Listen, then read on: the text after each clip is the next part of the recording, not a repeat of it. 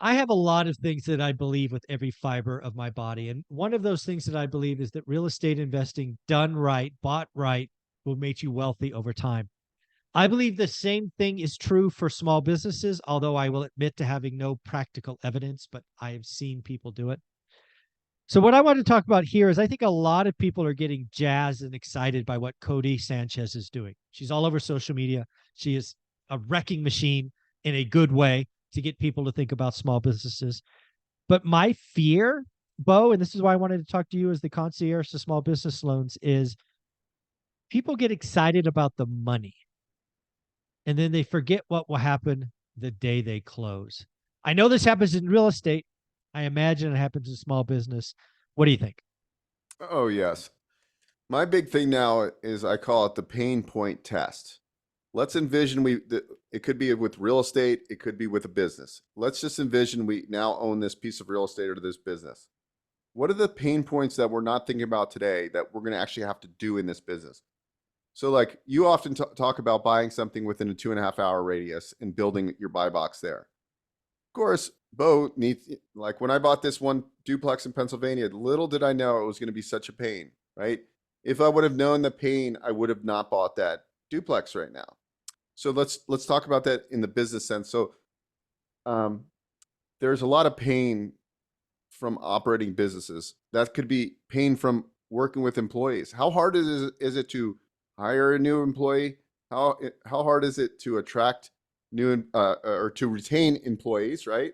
And how hard is it to manage employees? Like that's just one pain point that you have to think about. So when you're looking at a business, how many employees am I going to be managing? What's the turnover? How do they get paid? Because that could just be a pain point in itself that you'd say, I should have never bought this business because I'm not good at managing and hiring people. So that's something like on the outside, I'm like, it's the same thing. We get all hyped up. Like we were just talking on another episode about syndication. We got all hyped up. Everybody wants to be a syndicator. I'm going to be a fund of a fund. I'm going to raise millions of dollars. I'm going to get paid acquisition fees, part of the equity, and then the equity multiplier. And everybody's super excited, and everybody becomes a syndicator. But there's the pain points that people don't talk about, like the guy that reached out to me and they didn't execute their plan, and the bridge loan's coming due, and they're going to have to fire sell the property, right? And so that's huge pain point because that $13 million that he has of investor capital, if they have to take a haircut, I wouldn't want to be the one having to have those conversations with those 50 investors or whatever. That, hey, we're taking $1 million or $2 million haircut on this deal. So when we're looking at businesses, I believe we got to think about pain points. That is my number one thing now is what is the pain point of if I buy this business. So I'm looking at some franchises, and we talked about this earlier. So I like this business model because it's a simple business model. But what would be the pain points? Like, okay, I have to go collect this company or this business basically recycles clothes and sells it wholesale, and they have like these bins, and so it's like a vending business. It's a very simple business model. But also you have to think what tasks would I be doing in this business that I would not want to do. And so I think thinking through these things are so important. And I think the big pain point is that some people just are not good with people and can't be managers. So if you're one of those people, maybe a business that is more like passive, like a vending route or something like that, might be a better side hustle, or maybe just staying in real estate. So thinking about these pain points that are going to come up, because right now, because of Cody Sanchez, just like syndication, buying boring businesses is the new big sexy thing. Everybody wants to do business acquisition now, including myself. Yeah. Um, Yeah. No, again, so I think I want to be clear. If it came across that I was in negative or not for Cody, I think she's doing great work. I think what she's doing, I just want people to realize it is work, right? Buying a small business, getting seller financing, structuring a deal that people in my world, and maybe it's real estate. So maybe if this isn't small business, cool, but I see more people that enjoy the chase than the operation.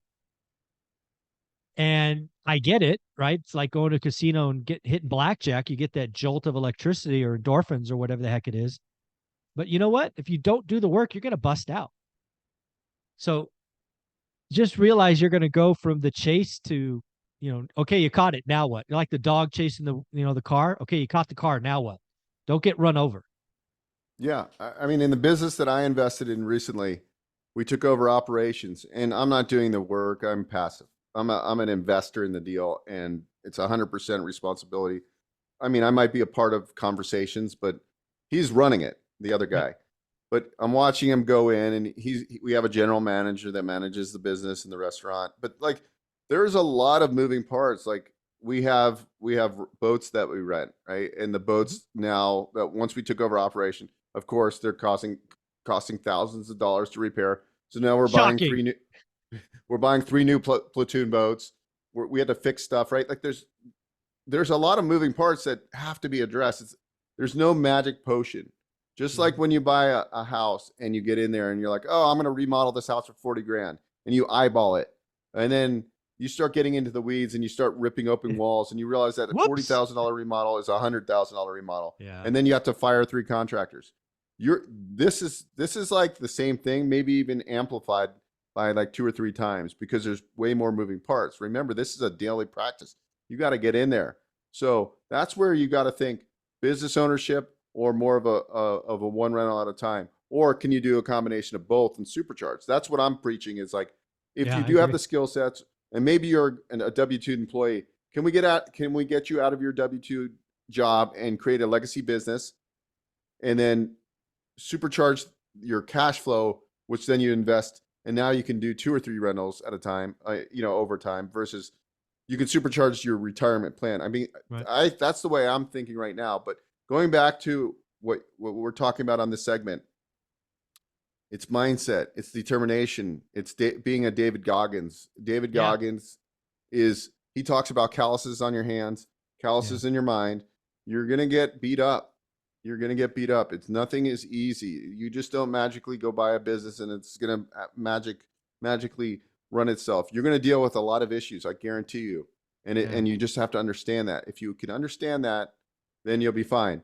Like the first time you flip the house, I Yep. guarantee you 99% of people run into issues, and Yep. maybe half or more than half say I never want to rehab a house again, and then they close the book on investing in real estate. Mhm. But the people that go and do the next house and the next house, it becomes they understand. They learn how not to be stressed out, how to relax, and like, hey, this is part of it. Now I'm gonna like when I'm buying the properties, I'm not just gonna get a home inspection because you know what? Let me tell you something, people. A general home inspection, what do they tell you? Oh, get an HVAC person out here. Oh, get a roofer. Yeah. They're only going to do a certain amount. You still got to understand that, like, when you go to resell this house, that roof is 15 years old. People are going to be picking that apart. And when the market slows down, it becomes way harder. When the market's hot, they'll buy any house. So Right. that's like I love people watching people sweat because Hmm. I do a lot of hard money lending, and it's fun when you see people sweating and they're like, oh man, like I'm short money and like I didn't budget. It's because you didn't do the work up front. I guarantee you, Exactly. like that. You have to think about the variables of what can go wrong, and that's You got it. real estate and business acquisition. Bo, you are the concierge to small business loans. I think you're going to get a lot of calls from the one rental at a time family. How should they reach out? BoExteen.biz, schedule a call, go to one rental at a time on that calendar, and you can book a Zoom meeting. It sends you a confirmation Zoom email, and then we meet at that time. And whether you want to Rock buy and a roll. business and you need some financing help, you want to look into franchising, we can help you there. Yeah. Really, if you just want to have a 15-minute conversation about like getting a game plan, I think I can give you some good advice. I don't I'm like Zuber. I don't pull punches. I'm like tell you No, how it is, and like we want to I help don't have you. time to waste. Yeah. Yeah, we want to help you any way we can, but we're also going to be like upfront and frank with you, and I think that's the most important thing. Those are the people you want in your life. Absolutely. Bo, thank you for doing everything. We'll talk next week. All right, see you later. All right.